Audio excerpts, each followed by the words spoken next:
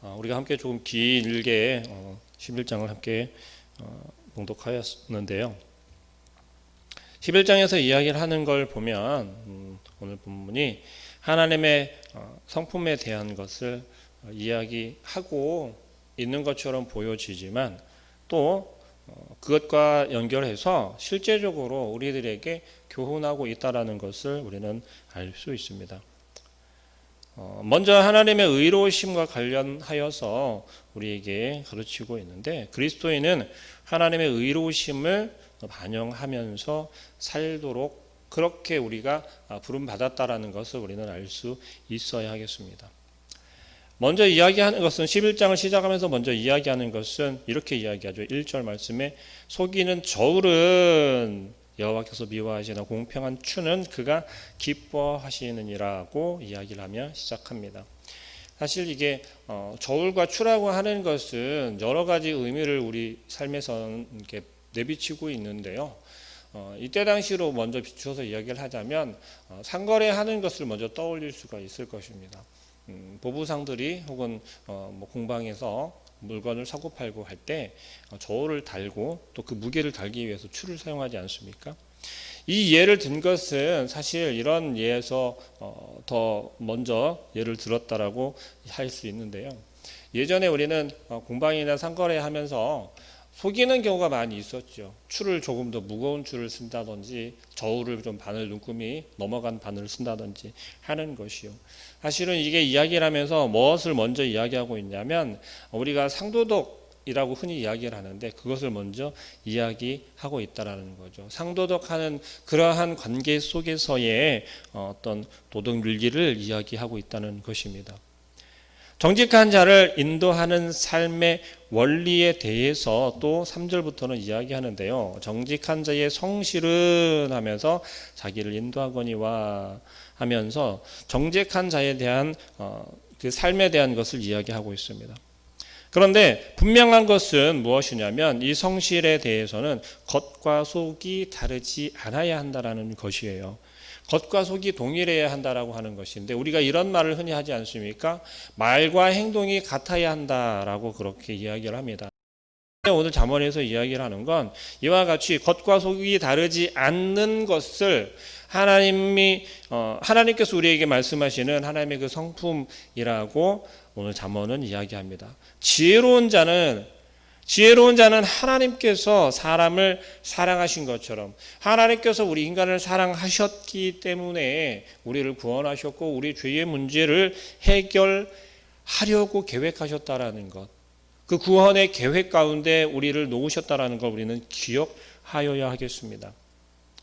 하나님이 사람을 사랑하시는 것처럼 재물보다는 우리가 이 땅을 살아가면서 사실 잘못 살아가고 있는 한 부분 중에 하나가 뭐냐면 재물을 쫓아가는 것이라는 거죠. 세상의 것을 쫓아가는 거라는 거예요.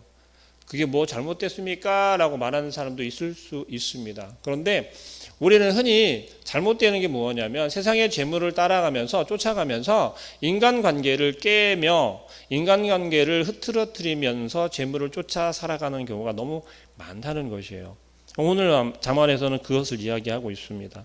4절 말씀 한번 볼까요? 재물은 진노하시는 날에 무익하나 공의는 죽음에서 건지느니라고 이야기를 합니다.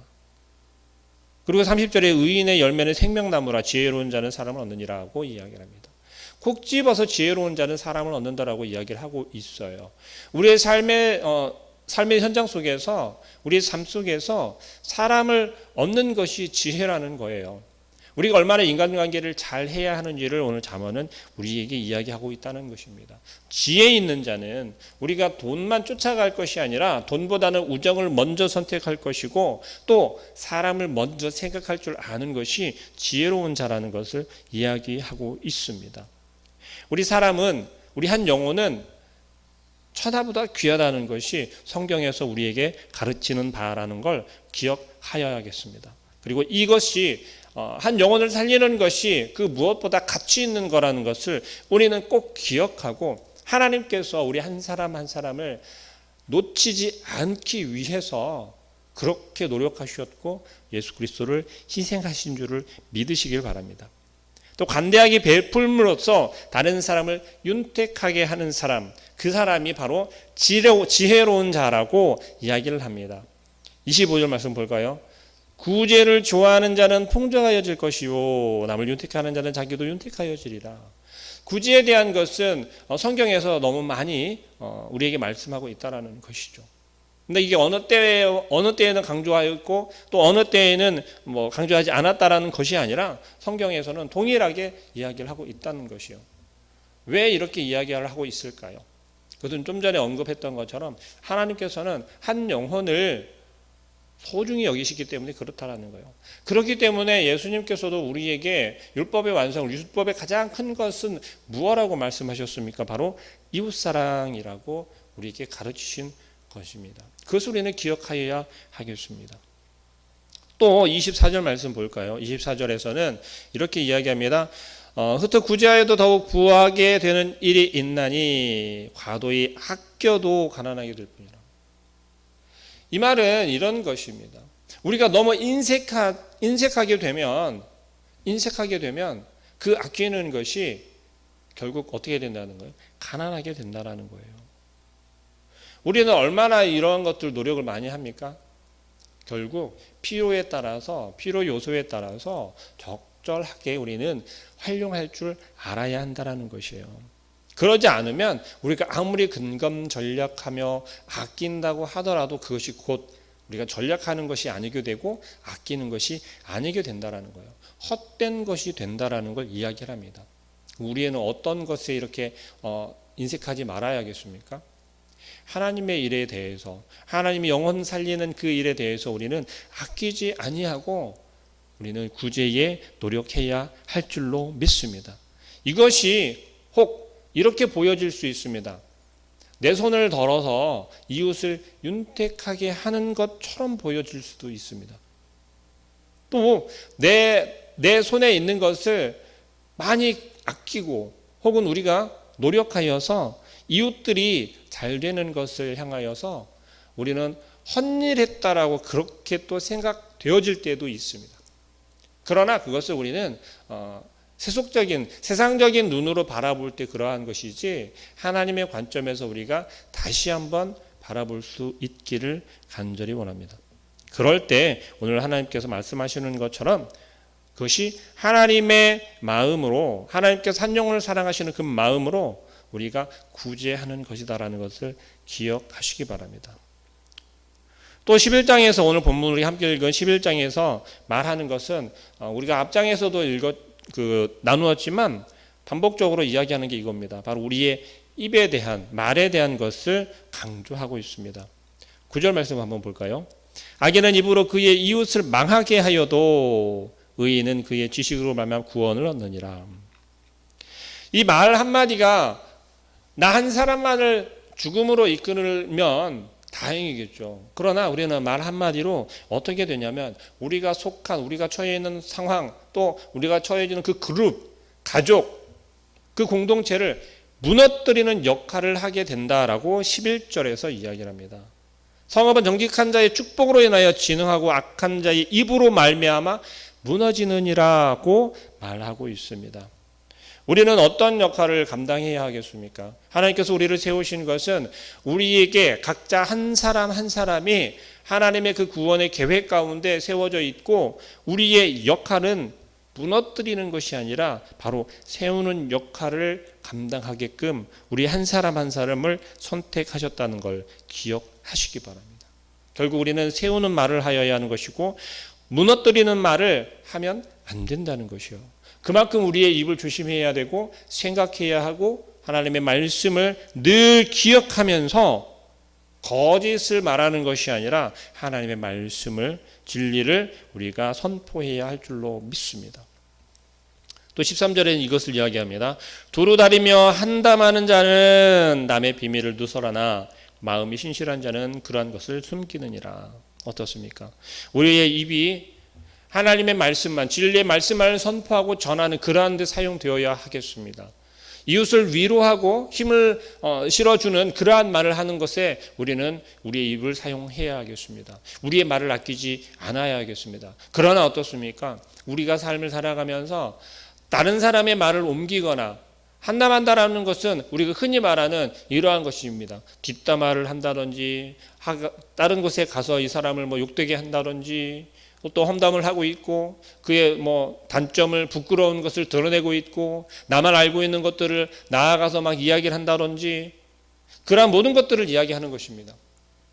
우리의 입은 어떻습니까? 아니 나 자신은 어떻습니까?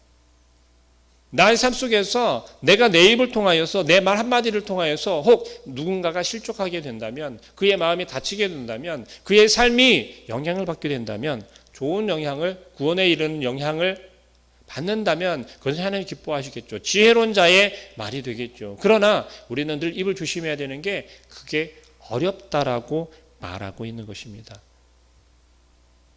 남의 비밀을 드러나게 하고 그의 말을 악하게 하는 것은 얼마나 무서운 일인지 모릅니다.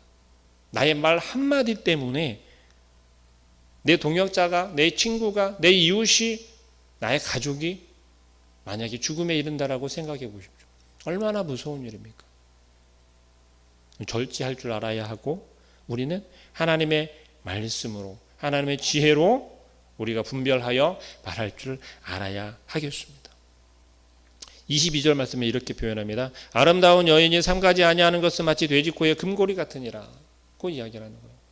우리가 아무리 하나님 앞에서 말씀을 지키고 하나님 앞에서 그 말씀대로 순종하면서 헌신하고 봉사하고 열심히 그 주님을 전하는 일에 우리가 앞장서서 나아간다라고 할지라도 우리의 이 말 한마디, 잘못된 말 한마디가 이와 같다라는 것이에요. 좋은 말을, 아름다운 말을, 살리는 말을 할 줄 모르는 것은 얼마나 우리에게 불행한 일인 줄 모릅니다. 마지막으로 하나님의 형상으로 창조된 우리 인간의 아름다움은 왜 우리 인간이 아름답다고 이야기를 합니까? 하나님을 닮아 창조되었기 때문에 그렇습니다. 이건 의심할 여지가 없는 것입니다. 그렇기 때문에 하나님의 형상대로 지음받은 우리이기 때문에 우리는 우리의 삶 속에서 우리의 모습에서 각 사람 한 사람의 모습 속에서 하나님의 성품을 반영할 수 있어야 한다는 것이에요. 그러나 그렇지 못할 때 하나님의 성품대로 우리가 살아가려 하지 아니하고 그 반대로 살아가려 하고 내 마음대로 나의 생각과 나의 마음의 것들을 쫓아 살아갈 때 이것을 우리는 하나님과 반대되는 삶을 살아가는 거라고 이야기할 수 있겠습니다. 그럴 때 어떤 모습이 드러나겠습니까? 우리 인간의 추한 모습이 드러난다라는 걸 오늘 성경은 이야기합니다. 지혜는 하나님의 성품을 드러내는 것이고 지혜는 무엇이라고 했습니까? 곧 하나님의 말씀이라고 함께 묵상하였습니다. 하나님의 말씀이 있는 사람은 하나님의 그 지혜를 소유한 사람은 어떤 사람입니까?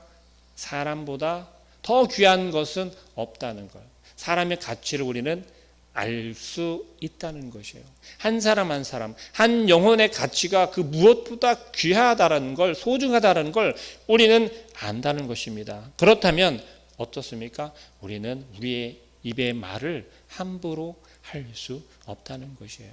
하나님의 말씀으로 하나님이 주신 그 지혜로 말미암아서 우리는 살리는 말을 하기 위해 노력할 것이고 주님의 그 사랑을 우리가 실천할 것이며 그 무엇보다 그 사랑을 가지고 우리가 나아가 구제하기에 노력할 줄로 믿습니다. 사람을 윤택하게 하는 일에 돈을 아끼지 말라고 이야기합니다. 30절 말씀에 의인의 열매는 생명나무라 지혜로운 자는 사람을 얻느니라. 의인이 얻는 것은 생명나무라고 30절에서 이야기하고 있습니다. 여러분, 의인이라고 하는 것이 우리 스스로가 나는 의로운 자라고 이야기하는 게 옳습니까? 그렇지 않다는 것이에요. 하나님께서 의롭다 해 주실 때 비로소 진정 의로운 자가 될 줄로 믿습니다. 우리는 그러한 자가 되어야 하겠습니다. 나 스스로 나 열심히 신앙생활했고 나 열심히 하나님 믿었으니까 나는 의롭다라고 스스로 그렇게 이야기를 하는 것이 아니라 하나님으로부터 하나님을 아는 자로부터 의롭게 되어져야 할 줄로 믿습니다. 하나님으로부터 의롭게 되어질 때 함께 신앙생활하고 함께 동역하는 동역자들로부터 그렇게 보여질 줄로 믿습니다. 세상 사람들이 바라보고 의롭다라고 말할 줄로 믿습니다. 우리는 그러하여야겠습니다. 오늘 잠언에서 이야기를 하는 것은 그 어떤 것도 아닙니다. 우리의 삶에서 어찌하여야 하는지, 우리의 삶이 어떠해야 하는지를 이야기하고 있습니다. 우리에게 가르치고 있습니다. 우리는 31절 말씀입니다. 보라, 의인이라도 이 세상에서 보응을 받겠거든 하물며 악인과 죄인이리요.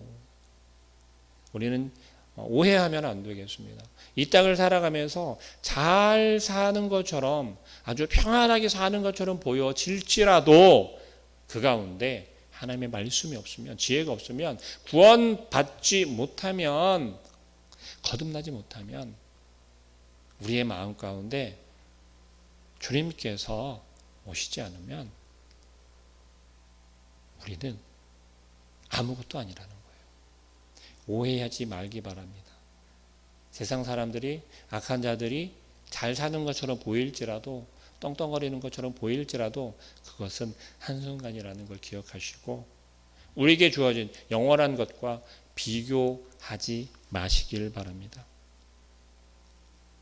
오늘 하루의 삶 속에서 오늘도 우리에게 말씀하시는 하나님의 말씀이 우리로 하여금 지혜롭기를 바라고 계시고 우리를 지혜로운 길로 인도하시는 줄을 믿으시길 바랍니다. 오늘 하루의 삶 속에서 그 은혜를 누리시길 간절히 축복합니다. 기도하겠습니다.